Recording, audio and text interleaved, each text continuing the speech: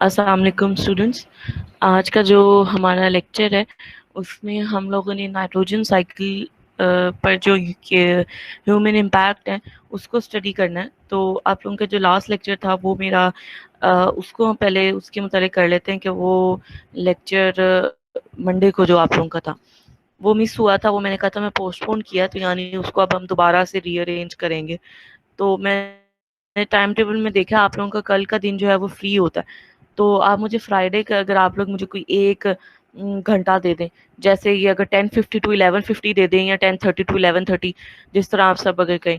तो जो आप लोगों का मंडे का जो लेक्चर है जो मिस हुआ है वो, क्योंकि हो सकता है कि नेक्स्ट वीक से छुट्टियां हो जाए ईद की, तो फिर वो हमारा जो एक लेक्चर है वो मिस हो जाएगा और फिर वो रह जाएगा।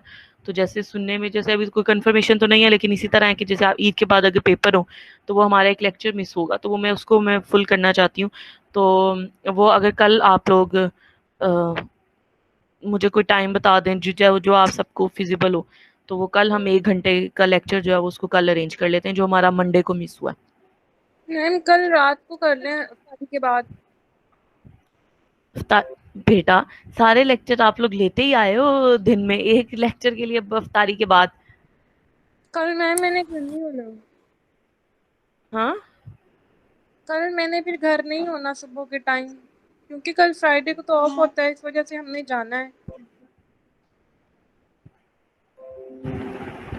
चलो कोई नहीं है, आप एक स्टूडेंट अगर नहीं भी ज्वाइन कर पाएगा तो कोई मसला नहीं है, मैं वीडियो जो लेक्चर है उसका अपलोड कर दूंगी।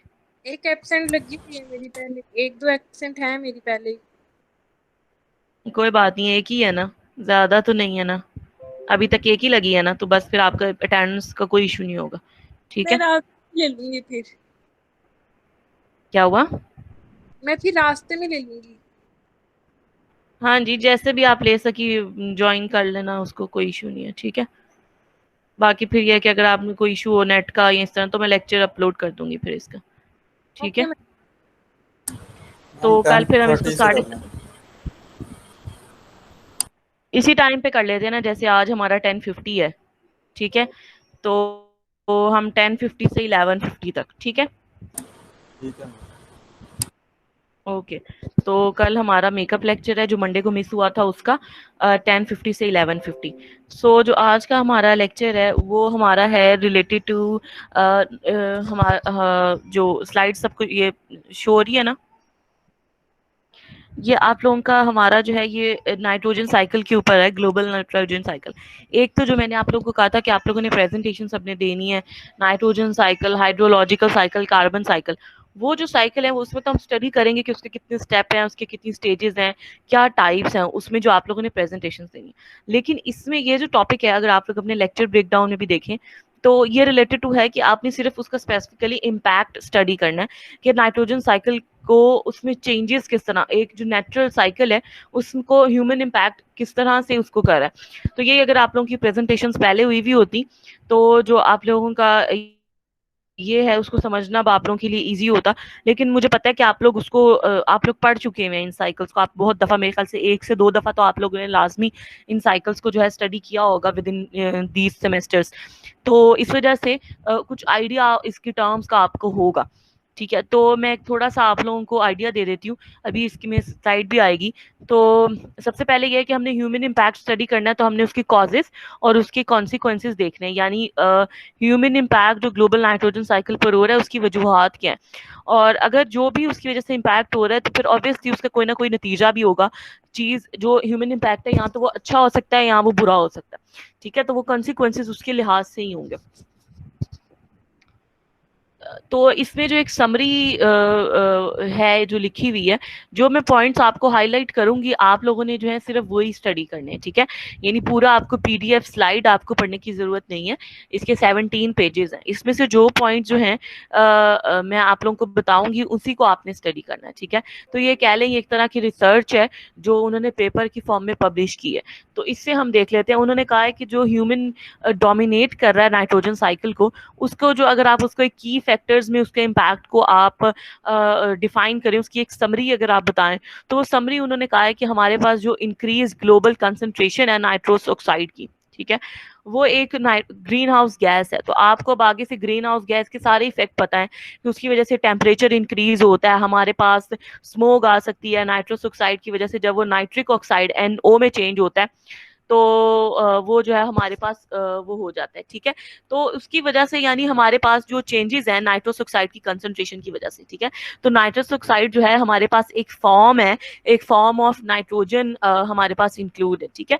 तो वो नाइट्रोजन साइकिल का पार्ट होगी, ठीक है। तो अगर मैं नाइट्रोजन का आपको बताऊं कि कितने स्टेप्स हैं उसके, तो बेसिकली उसके जो है हमारे पास 3 से 4 उसके स्टेप नाइट्रोजन साइकिल के आती हैं, जिसमें हमारे पास हम देखते हैं कि वो एटमॉस्फेयर, सॉइल, ऑर्गेनिज्म, एटमॉस्फेयर में किस तरह से वो जाती है, यानी उसके डिफरेंट स्टेप्स में नाइट्रोजन फिक्सिंग होती है, नाइट्रिफिकेशन होती है, डी नाइट्रिफिकेशन होती है, डिकेइंग होती है उसका, ठीक है। तो ये उसके डिफरेंट एसिमिलेशन होती है, ये डिफरेंट उसके स्टेप्स हैं जो हमारे पास जो है 5 स्टेजेस में नाइट्रोजन साइकिल परफॉर्म होता है। इन्हीं स्टेजेस में वो इन्वायरमेंट में जो है वो घूमता रहता है, ठीक है, गर्दिश करता रहता है। तो इन फॉर्म्स में हमारे पास नाइट्रस ऑक्साइड आती है, कभी कभी नाइट्रिक ऑक्साइड आती है। तो उसमें अब हमारे पास ये है कि हमारे पास जो ह्यूमन एक्टिविटीज़ हैं उनकी वजह से नाइट्रोजन बहुत ज़्यादा जब रिलीज होता है, तो नाइट्रस ऑक्साइड अगर उस फॉर्म में ऑक्सीजन के साथ वो कांटेक्ट कर ले नाइट्रोजन और नाइट्रस ऑक्साइड बना दे, जो कि एक ग्रीन हाउस गैस है, तो उसकी वजह से हमारे पास रीजनली, क्योंकि आपको पता है ग्रीन हाउस गैस या क्लाइमेट चेंज जो है वो सिर्फ एक लोकल इशू नहीं है, वो फिर आपके पास ग्रीन हाउस गैस जो है वो पूरे रीजन को, यानी एशिया, अगर वो सिर्फ टेम्परेचर बढ़ता है वो फिर पाकिस्तान का नहीं, उसमें वो पूरा रीजन जो पूरा एशिया, जैसे पाकिस्तान, इंडिया, उसमें जो भी बाकी भूटान, इस तरह जो भी एशिया मतलब सब कॉन्टिनेंट में आते हैं, पूरा का पूरा रीजन उस फिर इंक्रीज्ड कंसंट्रेशन की वजह से डिस्टर्ब होता है। उसके बाद हमारे पास जो लॉसेज हैं सॉइल न्यूट्रिएंट्स के, सच एज कैल्शियम और पोटाशियम जो है वो हमारे पास जो है वो बहुत ज़्यादा एसेंशियल है। लेकिन जैसे ही अगर उनकी नाइट्रोजन साइकिल की वजह से वो हमारे पास उनके साथ कांटेक्ट करें और वो रिलीज हो जाए इन्वायरमेंट, उनकी फर्टिलिटी सॉइल की उस तरह से मेंटेन ना रहे, ठीक है। तो इसका मतलब है कि हमारे पास जो इम्पैक्ट है ह्यूमन का, वो उसने उसकी वजह से हमारे पास वो कैल्शियम एंड पोटाशियम जो है वो कम हो रही है। तो उस तरह से सॉइल की जो फर्टिलिटी है वो भी हमारे पास मेंटेन नहीं रहती। नेक्स्ट है हमारे पास substantial acidification of soils and of the waters of streams and lakes in several regions. कि हमारे पास जो एसिडिफिकेशन हो जाती है, एसिड अगर सॉइल्स में या वाटर्स में जो स्ट्रीम और लेक्स में प्रेजेंट है, वो भी हमारे पास जो है ह्यूमन डोमिनेशन की वजह से ये इम्पैक्ट आता है, यानी नाइट्रोजन साइकिल चेंज होने की वजह से ये चीज़ें इफेक्ट हो रही है। नाइट्रोजन साइकिल की अगर डोमिनेट करता है, उसकी कंसंट्रेशन ज़्यादा हो जाती है, तो एक तो ग्रीन हाउस गैस हो रही है, फिर हमारे पास जो सॉइल के न्यूट्रिएंट्स हैं वो भी खत्म हो रहे हैं, सॉइल फर्टिलिटी इफेक्ट हो रही है। उसके बाद हमारे पास जो एसिडिफिकेशन है सॉइल की या वाटर बॉडीज की, वो भी बढ़ रही है बहुत सारे रीजन्स में। जो लास्ट हमारे पास इम्पैक्ट है वो हमारे पास है कि हमारे पास जो इंक्रीज्ड ट्रांसपोर्ट ऑफ नाइट्रोजन होती है रिवर्स की, वो एस्टुरीज को कॉज करती है, यानी ये एक तरह की अलजी होती है, ठीक है। वो हमारे पास इस तरह की यूट्रोफिकेशन हो जाती है, ठीक है। तो वो कोस्टल बर्ड, तो ये भी एक तरह का पोल्यूटेंट होता है हमारे पास, ठीक है। तो ये इस तरह की जो वाटर बॉडीज जो हमारी हैं जिसमें यूट्रोफिकेशन हो जाती है, अलजी का प्रोसीजर हो जाता है, तो वो भी हमारे जो इम्पैक्ट है हमारे पास नाइट्रोजन साइकिल का, ठीक है। तो ये एक समरी उन्होंने पूरे पेपर की जो है वो उसको इस तरह से बताया हुआ है कि हमारे पास जो नाइट्रोजन साइकिल अगर डोमिनेट करता है, ठीक है, तो उसकी वजह से कौन कौन से इम्पैक्ट हो सकते हैं, तो उसको उसने इस तरह से कंक्लूड कर दिया कि ये 4 जो पॉइंट्स हैं वो उसके इम्पैक्ट हैं जो कि नाइट्रोजन साइकिल की वजह से कि उसकी ह्यूमन इम्पैक्ट की जो है इस तरह से इन्वायरमेंट को जो है वो डिस्टर्ब करता है, इकोलॉजी को डिस्टर्ब करता है।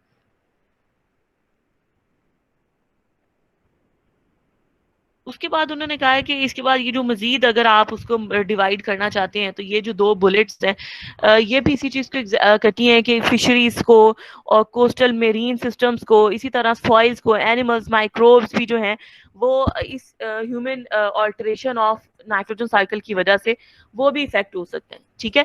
तो ये भी इसी में आता है, लेकिन मेजर जो है हमारे पास पहले 4 सॉरी अब उसके बाद उन्होंने मजीद फिर नाइट्रोजन साइकिल को उसको एक्सप्लेन किया है कि ये साइकिल जो है इस तरह से साइकिल जो है हमारे पास प्रेजेंट होता है। ठीक है, तो ये जो साइकिल है उसमें डिफरेंट फॉर्म्स हैं। ठीक है, तो ये अब आप लोगों में से ही किसी ने एक्सप्लेन करना होगा इसको। ठीक है, तो ये सिंप्लीफाइड डायग्राम इसकी दी गई है, जिसमें अगर मैं शॉर्टली सिर्फ आपको बताऊं तो ये इंडस्ट्रियल एक्टिविटी से जो नाइट्रोजन आ रही है वो उसकी फिक्सेशन हो रही है। नाइट्रोजन जो बैक्टीरिया या सॉइल से आ रही है उनकी भी फिक्सेशन, नाइट्रोजन फिक्सेशन बैक्टीरिया होती है बेसिकली। तो उससे जो है वो दोनों जो है इनसे इंडस्ट्री से भी और जो प्लांट्स हैं उनसे भी जो नाइट्रोजन फिक्सेशन हो रही है वो सॉइल में जो है फिर हमारे पास नॉक्सिस और अमोनिया की फॉर्म में हमारे पास प्रेजेंट रहते हैं। इसी तरह हमारे पास जो डी नाइट्रीफाइंग बैक्टीरिया है वो इधर अपना काम कर रहे होते हैं और वो उसको डी नाइट्रिफिकेशन उसकी कर रहे होते हैं। ठीक है, तो वो यानी बेसिकली एक फॉर्म से दूसरी फॉर्म में नाइट्रोजन जो है वो चेंज हो रही होती है, वो अमोनिया से नाइट्रेट में चेंज हो रही होती है, नाइट्रिक एसिड में चेंज हो रही होती है। तो ये nitrogen fixation, D nitrification, assimilation, ये बेसिकली इस तरह के स्टेप्स हैं जिसमें एक फॉर्म से दूसरे फॉर्म में, और ये बैक्टीरियाज होते हैं। ये nitrogen fixation bacteria, D nitrification के लिए बैक्टीरियाज होते हैं। तो ये सारे प्रोसेस जो है ये बैक्टीरियाज के थ्रू, ये 5 स्टेजेस होती है नाइट्रोजन साइकिल की जो प्रोसेस होती है। सो अगर इंडस्ट्रियल से अगर बहुत ज़्यादा ह्यूमन एक्टिविटीज़ जो हैं वो ये इंडस्ट्री से ये जो आ रही हैं, बहुत ज़्यादा कंटामिनेशन आ रही है, तो ऑब्वियसली जो हमारे पास नाइट्रोजन है उसकी कंसंट्रेशन बहुत ज़्यादा हो जाएगी, जो कि एनवायरनमेंट को जो है वो खराब करेगी। तो यहाँ तक जो उन्होंने एक्सप्लेन किया है वो यहाँ तक तो उन्होंने सारा ये नाइट्रोजन का जो साइकिल है उसको एक्सप्लेन किया है। ठीक है, तो हमारा जो आज का टॉपिक है वो बेसिकली सिर्फ ह्यूमन ड्रिवन नाइट्रोजन फिक्सेशन की तरफ है कि ह्यूमन की वजह से क्या क्या इफेक्ट हो रहे हैं। ठीक है, तो उसमें उन्होंने साफ साफ लिख दिया कि हमारे पास जो मेजर है वो कौन कौन से हैं। एक तो इंक्लूड इंडस्ट्रियल प्रोसेसेस है जो कि नाइट्रोजन फर्टिलाइजर्स को जो है वो प्रोड्यूस करते हैं। ठीक है, उसके अलावा हमारे पास फोसिल फ्यूल्स की कंबशन है जो कि नाइट्रोजन की फिक्सेशन को जो है वो चेंज करती है। इसके अलावा सोयाबीन की कल्टीवेशन है, पील्स और अदर क्रॉप्स, यानी इस तरह की क्रॉस जो कि नाइट्रोजन का फिक्सेशन का प्रोसेस उनकी वजह से हो सकता है, तो उनकी कंसंट्रेशन भी जो है हमारी नाइट्रोजन की कंसंट्रेशन को चेंज करती है। ठीक है, फिर उन्होंने ये जो पिक्चर है हमारे पास यहाँ पर बेसिकली मेंशन किया, सिर्फ उन्होंने बताया है कि नाइट्रोजन जो है वो मेजर लिमिटिंग फैक्टर होता है टेरेस्ट्रियल इकोसिस्टम में। ठीक है, यानी वो एक बड़ा इंपॉर्टेंट फैक्टर है जिसकी वजह से जो हमारी स्पीशीज हैं, ठीक है, वो अगर तो उनकी कंसंट्रेशन, एक लिमिटिंग से मुराद ये होता है कि उसकी ज्यादा भी हमारे पास हो तो वो ऑप्टिमम से ज्यादा हो तो भी नुकसान होती है, और कम हो तो फिर भी हमारे पास जो है वो उसकी जो हमारी जो भी पॉपुलेशन, जो भी एनिमल या प्लांट की स्पीशी इस नाइट्रोजन फिक्सेशन प्रोसेस पे डिपेंड कर रही होगी। ठीक है, तो उनके ऊपर वो लिमिटिंग फैक्टर है। ठीक है, तो उनकी जो नंबर ऑफ पॉपुलेशन है वो उनके कम या ज्यादा होने के चांसेस होते हैं। ठीक है, तो वो उन्होंने बात की कि जो टेरेस्ट्रियल इकोसिस्टम में ये सवाना जो हमारे पास ओक होती है ये जो ज्यादातर इन पे डिपेंड करती है टेरेस्ट्रियल इकोसिस्टम में। अब आगे फर्दर उन्होंने बारी बारी जो नाइट्रोजन फर्टिलाइजर, जो इंडस्ट्रियल प्रोसेसेस में नाइट्रोजन फर्टिलाइजर्स बन रही हैं उसको डिस्कस किया है। इसी तरह फिर फॉसिल फ्यूल बर्निंग जो है उसको डिस्कस किया है कि वो क्या हो रही है। फिर इसी तरह नाइट्रोजन फिक्सिंग जो क्रॉप्स होती हैं, यानी पीज वगैरह, सोयाबीन्स, इस तरह की जो क्रॉप्स हैं उनसे ज्यादा हो तो क्या असर होता है। इसी तरह फिर जो स्टोर्ड नाइट्रोजन अगर किसी फॉर्म में स्टोर है तो हमारे पास जो है ग्रास लैंड या वुड, फिर उससे क्या होता है, क्या इफेक्ट होता है। तो ये डिफरेंट 4 एक्टिविटीज में उसको डिस्कस किया हुआ है, तो वन बाय वन हम इसको स्टडी करते हैं। सबसे पहले हमारे पास जो, मैं इसको थोड़ा सा जूम कर लेती हूँ।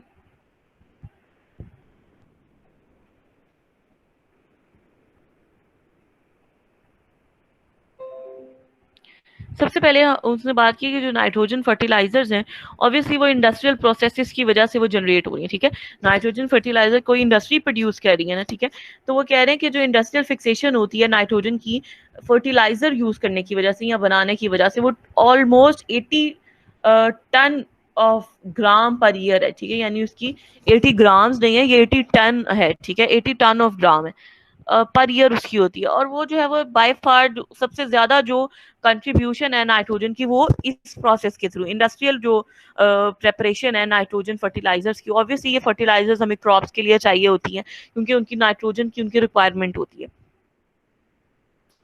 उसके बाद उन्होंने बताया कि ये जो लार्जेस्ट जो कंट्रीब्यूशन है उसको उन्होंने इस फॉर्म में भी उन्होंने शो किया है कि हमारे पास ये ग्राफ में भी ये चीज जो है शो की गई है। इसमें अगर आप देखें तो ये 4 लाइंस बता रही हैं जिसमें एक्स एक्सिस पर उन्होंने ईयर शो किया है और वाई एक्सिस पर उसकी कंट्रीब्यूशन शो की है कि उसकी कितनी कंट्रीब्यूशन है। तो अगर आप सबसे पहले देखेंगे डिफॉरेस्टेशन देखें तो 1700 में और उसके बाद 1800 में और उसके बाद 1850 में आहिस्ता आहिस्ता जो है डिफॉरेस्टेशन इंक्रीज होता जा रहा है क्योंकि ह्यूमन नीड्स जो है ह्यूमन जो पॉपुलेशन है उसको अपनी रिक्वायरमेंट उसने अपनी बढ़ा ली, उसकी नीड्स बढ़ती गई तो उसने जो है डी अपनी नीड्स के लिए दरख्त काटना शुरू कर दिए। तो डिफॉरेस्टेशन की वजह से जो ह्यूमन जो इफेक्ट है या जो नाइट्रोजन की कंजम्पशन है या उसका जो रेट है वो उसकी कंसंट्रेशन में चेंज आना शुरू हुआ 25% से वो 75% पे चला गया। फिर उसके बाद जो सेकंड हमारे पास ग्रीन लाइन है वो CO2 रिलीज यानी कार्बन डाइऑक्साइड रिलीज को बता रही है कि अगर आप इस तरह के प्रोडक्ट्स यूज करते हैं जिसमें कार्बन डाइऑक्साइड रिलीज होती है तो उसके साथ साथ वो आपके नाइट्रोजन साइकिल को भी डिस्टर्ब करती है।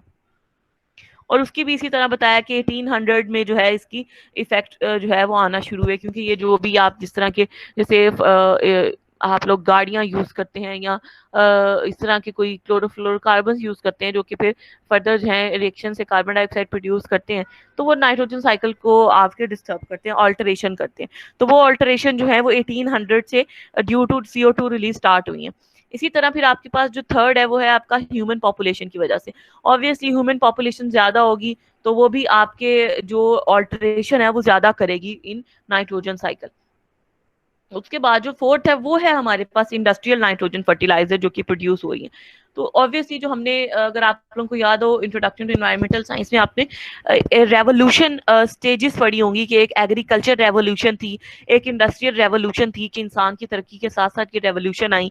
ठीक है, तो जो इंडस्ट्रियल रेवोल्यूशन है वो 1970s के बाद स्टार्ट हुई थी और ये जो रेवोल्यूशन है वो उसमें ये आता है कि हमारे पास उससे पहले इंडस्ट्रीज नहीं थी, इंसान ने आहिस्ता आहिस्ता अपने इंडस्ट्रीज लगाना शुरू की जिससे जो है वो अब उतनी उसने अपनी जो प्रोडक्ट्स हैं उससे बनाना शुरू की कि भाई हमारी नीड्स जो है इन इंडस्ट्रियल प्रोसेसेस के थ्रू जो है वो फुलफिल हो सकती है। ठीक है, तो ये जो इंडस्ट्रियल नाइट्रोजन फर्ट का इफेक्ट देखें कि उसका डायरेक्ट जो इफेक्ट है वो हमारे पास 75% तक जो है वो उसका इफेक्ट डायरेक्ट आ रहा है। ठीक है, यानी एक तो हमारे पास जो फर्दर पहले 3 है उनका तो विद रिस्पेक्ट टू टाइम जो है ईयर जो है उनका चेंज आ रहा है कि आहिस्ता आहिस्ता उनकी कंसंट्रेशन बढ़ी है।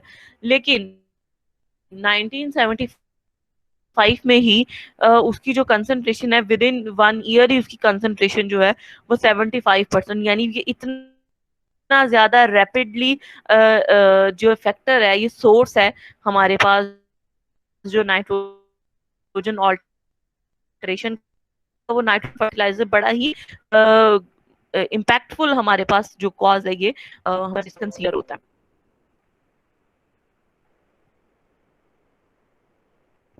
उसने कहा है कि ये हमारे पास जो है कोई सारी हर तरह की नाइट्रोजन इसमें इन्वॉल्व नहीं होती, बस इसमें कुछ टाइप की जो ऑलरेडी जो फिक्स नाइट्रोजन होते हैं सिर्फ वो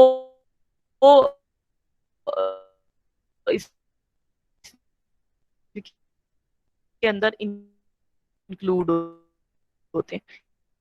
इसके बाद उसने उनकी बात डिटेल बताया कि जो मैन्युफैक्चरिंग फर्टिलाइजर मैन्युफैक्चरिंग का प्रोसेस वो सबसे पहले जर्मनी में डेवलप हुआ था। वो उससे ज्यादा भी जो है वो इस सोर्स की वजह से बढ़ चुकी होगी।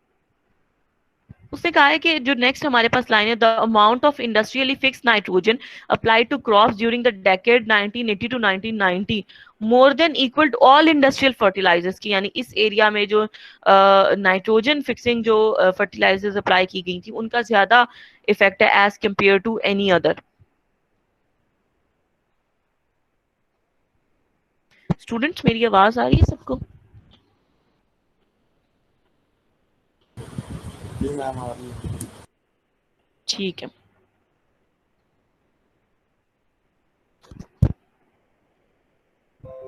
अच्छा, उसके बाद अब हमारे पास है, उसके बाद उन्होंने यही उसको डिस्कस किया कि हमारे पास जो लेट 1970s है, उसमें मोस्टली जो इंडस्ट्रियली प्रोड्यूस फर्टिलाइजर्स थी, वो डेवलप्ड कंट्रीज में जो है उनको अप्लाई किया गया। और इसी तरह जो आहिस्ता आहिस्ता जो है फिर उनकी जो कंसंट्रेशन है उनके यूज़ की वो बढ़ती गई। तो ऑब्वियसली वो जैसे जैसे उनकी कंसंट्रेशन यूजेज जो है वो बढ़ती जाएगी, तो ऑब्वियसली वो ऑल्टरेशन भी जो है वो उनकी बढ़ती हुई जाएगी। ठीक है, तो ये जो है सिंपल सी उसकी उन्होंने कहा है कि ये डिपेंड करता है जो नाइट्रोजन फर्टिलाइजेशन जो है वो इस चीज पर।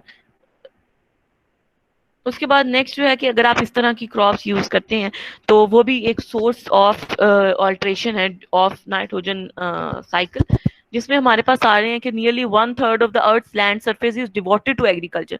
कि जो पूरी अर्थ का जितनी भी एरिया है या सरफेस है उसका 1/3 जो है हमारे पास उसमें एग्रीकल्चर।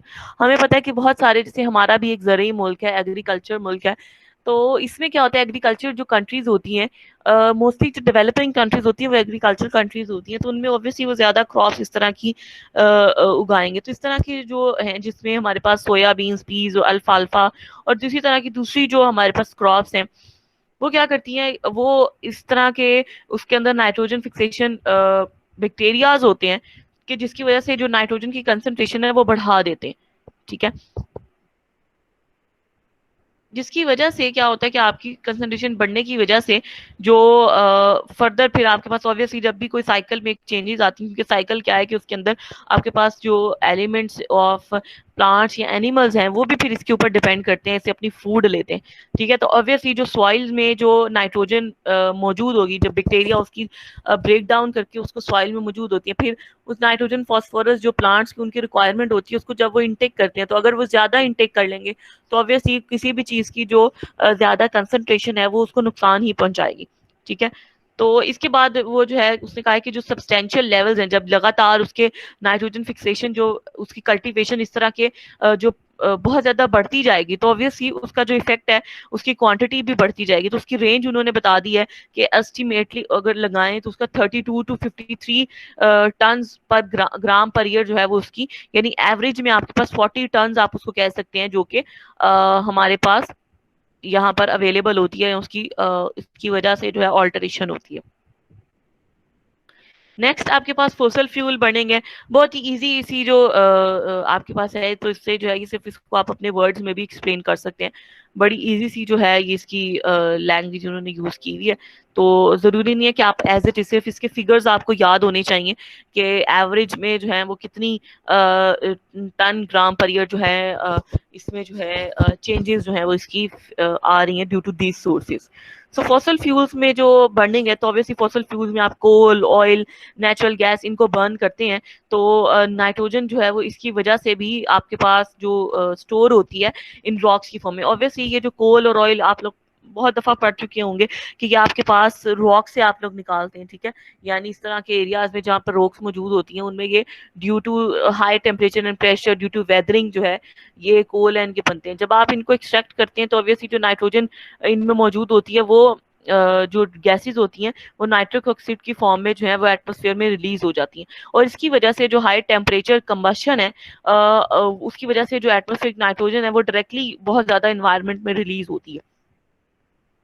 इसके अलावा अगर आप ऑटोमोबाइल्स, फैक्ट्रीज, पावर प्लांट्स की भी बात करें, तो इन सबको मिला के जो आपके पास नाइट्रोजन फिक्सेशन है वो उन्होंने उसको रिपोर्ट किया है कि वो 20 टन ग्राम पर ईयर जो है वो ड्यू टू दीज सोर्सेज हो रही है। ठीक है, जिसमें फॉसल फ्यूल जो है वो ऑटोमोबाइल्स, यानी जो जो चीज़ें फॉसल फ्यूल बर्निंग में क्या है कि आपकी जो गाड़ियां हैं वो पेट्रोल ऑयल पे चलती हैं या डीजल पे चलती हैं और गैस पे चलती हैं, आपके रिक्शा जैसे सीएनजी पे चलते हैं। ठीक है, फैक्ट्रीज आपके पावर प्लांट्स इन सोर्सेज पे और कोल पे चलते हैं। ठीक है, तो जो भी सारी इस तरह की फैक्ट्रीज या गाड़ियां या व्हीकल्स या इस तरह के जो भी इंडस्ट्रीज हैं जो इन सोर्सेज को यूज करते हैं, coal, oil, natural gas, fossil fuels को यूज करते हैं, वो सब इसको कंजम्पशन में आ रहे हैं। तो वो सब जो है फॉसल फ्यूल्स को बर्न कर रहे हैं, तो उनके अगर आप लोग उसको रिपोर्ट करें तो वो आपके पास है 20 टन ग्राम पर ईयर में आपके पास, राइट।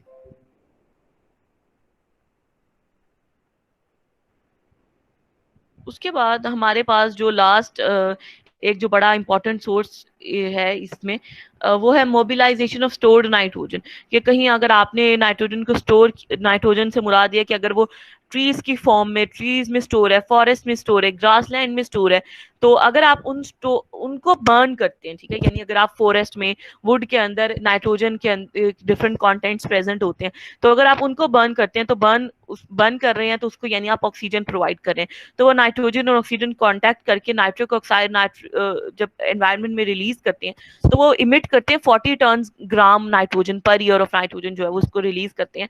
और जो फिर आपके पास ड्रेन होगी, आपके पास वेटलैंड्स में, आपके पास रिवर्स में ड्रेन होती है, और वो आपके पास जो है फर्दर आपके उनको पोल्यूट करती है, ठीक है। और उसके अंदर जो मेरीन लाइफ होगी ऑब्वियसली उनके लिए जो ज्यादा आपके पास जो प्रेजेंट है स्पीशीज, वो उसके लिए जो है वो बिल्कुल भी उनके लिए नाइट्रोजन का जो कंटेंट है अगर ज्यादा है तो वो बिल्कुल भी सूटेबल नहीं होता। एक रेशो होती है नाइट्रोजन टू फॉस्फोरस रेशो, जो माइक्रोब्स जो हैं उनके लिए वो वर्क करती है, ठीक है।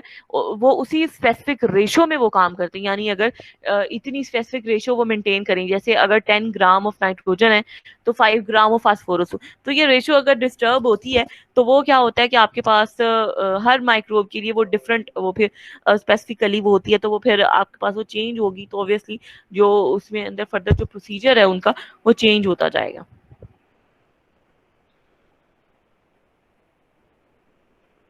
उसके बाद जो है आप लोगों ने ये 4 पॉइंट्स जो मैंने हाईलाइट किए हैं वो स्टडी करने हैं। उसके बाद आप लोगों ने ये जो इम्पैक्ट्स ऑन द एटमॉस्फेयर है इसको आप लोगों ने पढ़ना है, और इसके बाद है कि इसकी वजह से हमारे पास जो कार्बन साइकिल है वो भी डिस्टर्ब होता है, ठीक है। इसको आप लोग रहने दें, ये इतना इम्पोर्टेंट नहीं है, इसको आप लोगों ने करना है क्योंकि इकोलॉजी पॉइंट ऑफ व्यू से हम इसको ज्यादा देखने की कोशिश कर रहे हैं। तो आप लोगों ने जो है effects on biodiversity and the species mix, इसको आप लोगों ने जो है लाजमी पढ़ना है, ठीक है, तो ताकि हमारे पास जो है ये पोर्शन है। उसके बाद इफेक्ट्स ऑन एक्वाटिक इकोसिस्टम, बस यही 3 पॉइंट्स हैं जो कि आप लोगों ने पढ़ने हैं, ठीक है। मेजर पॉइंट्स जो है इसकी सिर्फ आपकी स्टडी है, ठीक है। आप लोगों को ये जो पॉइंट्स अभी तक जो मैंने पढ़ाए हैं ये आपके जो 4 पॉइंट्स हैं, ये जो सोर्सेज हैं इसके या कॉजेज हैं, ठीक है, ह्यूमन ऑल्टरेशन की जो हो रही है वो इन 4 सोर्सेज की वजह से हो रही है, ठीक है। तो मेजर जो आप लोगों ने याद करने हैं या इसकी जो वैल्यूज याद करनी है या इसको पूरा रीड करना है कंप्लीटली, वो आपने इन 4 को करना है, ठीक है। उससे जो इफेक्ट हो रहे हैं, ठीक है, वो आप लोगों ने इनको स्टडी करना है क्योंकि ये बहुत डिटेल में गिवन है, तो इसको सिर्फ आपने एक दफ़ा आप लोग पढ़ लेंगे तो इसको आप लोग जो है अपने वर्डिंग में जो है आप इसको एक्सप्लेन कर सकते हैं। इसमें उन्होंने सिर्फ ये बताया है कि इम्पैक्ट अगर आप एटमॉस्फेयर में कर रहे हैं तो उसके अंदर जो भी कंसंट्रेशन, आपको पता है कि नाइट्रोजन की, ऑक्सीजन की एक खास कंसंट्रेशन एटमॉस्फेयर में प्रेजेंट होती है, तो जब आप उसको बर्न करते हैं किसी भी चीज़ को, फॉसल फ्यूल्स को बर्न कर रहे हैं, एग्रीकल्चर किसी भी प्रोडक्ट में अगर आप ज़्यादा उसकी जो भी सोर्सेज यानी अगर आप चारों जो हमने डिस्कस किए हैं उनसे जब वो एटमॉस्फेयर में रिलीज होती है तो ऑब्वियसली वो जो इम्पैक्ट है वो डिस्टर्ब होता है, वो उसकी जो कंसंट्रेशन है वो डिस्टर्ब होगी, तो फिर वही इम्पैक्ट जो हमने स्टडी किया है ना कि ग्रीन हाउस गैसेज हो सकती हैं, फोटोकेमिकल स्मोक हो सकता है, एसिड रेन हो सकती है, तो ये जो सारी एक्टिविटीज हैं वो आपके पास इम्पैक्ट जो है वो एटमॉस्फेयर में वो आ जाती हैं, ठीक है। ओजोन लेयर डिस्टर्ब होती है, तो ये सारी चीजें जो हैं आप इसको, मुझे पता है कि आप लोग स्टडी भी कर चुके हैं, ठीक है, तो ये आप लोगों ने जो है इसको एक दफा देखना है, तो ये कंसंट्रेशन जो है सबकी डिस्टर्ब हो जाएगी इसकी वजह से, ठीक है। तो ये आप लोगों ने इसको सिर्फ एक दफा स्टडी करना है, impact on the net atmosphere को, यहाँ तक है, ठीक है। उसके बाद डिटेल में नहीं जाना आप लोगों ने नाइट्रस ऑक्साइड और फर्दर जो आपके पास मौजूद है नाइट्रिक ऑक्साइड एंड अमोनिया की, ठीक है, वो आप लोग जब बताएंगे नाइट्रोजन साइकिल की प्रेजेंटेशन होगी तो उसमें आप लोग वैसे ही उसको डिस्कस कर लेंगे कि किस तरह से वो प्रेजेंट होती है, ठीक है। उसके बाद नेक्स्ट पॉइंट है कि बायोडाइवर्सिटी जो है अगर किस तरह से इफेक्ट होती है अगर नाइट्रोजन की अवेलेबिलिटी जो है वो डिस्टर्ब होती है, ठीक है। तो ऑब्वियसली जो आपके पास जो पॉपुलेशन हैं जो कि इस पे अगर उसकी खास रिक्वायरमेंट है तो उनकी वो नाइट्रोजन की जब सप्लाई है वो उससे ज़्यादा या कम होगी तो एक ड्रामेटिक शिफ्ट आता है उनकी स्पीशीज से, ठीक है। अब ये स्पीशीज फिर डिपेंड करती है कि अगर हाई नाइट्रोजन कंसंट्रेशन है तो एक दूसरी तरह की स्पीशीज एग्जिस्ट करेगी। जैसे यहाँ पर एक एग्जांपल है कि इंग्लैंड में हमारे पास फॉर एग्जांपल नाइट्रोजन फर्टिलाइजर्स जो है वो एक एक्सपेरिमेंटल ग्रासलैंड को बताए गए, यानी उसको उन्होंने अप्लाई किया, उसको एक्सपेरिमेंटली उसको खुद से उसने नाइट्रोजन फर्टिलाइजर्स जो है उसको अप्लाई की। तो उसकी वजह से क्या हुआ, डोमिनेंस जो है इस तरह की इंक्रीज डोमिनेंस हुई by a few nitrogen responsive grasses, यानी उनकी कंसंट्रेशन बढ़ गई क्योंकि उन वो इस तरह की ग्रासेस थी और इस तरह जो कि नाइट्रोजन को अच्छी तरह से उसको वो कैच करती हैं, उनकी कंसंट्रेशन उससे बढ़ जाती है। लेकिन बहुत सारी दूसरी जो प्लांट स्पीशीज थी उनकी कंसंट्रेशन लॉस हो गई, ठीक है, यानी उनकी जो क्वांटिटी थी वो कम हो गई, लेकिन वो जो ग्रास थी स्पेसिफिकली वो ग्रास जो है उसने नाइट्रोजन की जो कंसंट्रेशन को बड़ा अच्छा जो है डोमिनेट किया, लेकिन दूसरी तमाम जो प्लांट स्पीशीज थी वो उसी एरिया में जो है वो कम हो गई, ठीक है। उसके बाद उन्होंने मजीद फिर एक नॉर्थ अमेरिका की उन्होंने एग्जांपल दिया कि एक ड्रामेटिक रिडक्शन आई है बायोडाइवर्सिटी में by the fertilization of grasslands, ठीक है, क्योंकि उनमें हमारे पास जो नाइट्रोजन कंसंट्रेशन थी वो ज्यादा थी, ठीक है। तो इसी तरह ये डिफरेंट एक दो एग्जांपल्स जो हैं आप लोग इनको पढ़ लें कि ये इस तरह की बड़ी सिंपल सी उन्होंने, आप इसको खुद से भी गो थ्रू कर सकते हैं, इतना ये डिफिकल्ट नहीं है, ठीक है। तो बेसिकली जो पहले चार हैं वो आप लोगों ने प्रॉपर याद करने हैं, ये सिर्फ आपकी रीडिंग के लिए है, ठीक है। ये टॉपिक काफी मतलब इतनी डिटेल में आपके पास नहीं है, सिर्फ आपको नाम जो है इनके याद होने चाहिए कि कौन कौन से इम्पैक्ट या इफेक्ट्स जो हैं वो हो सकते हैं, ठीक है। तो इसको आपने फाइल में जो है जो जो नाम है उनको आप लोग याद रखें। तो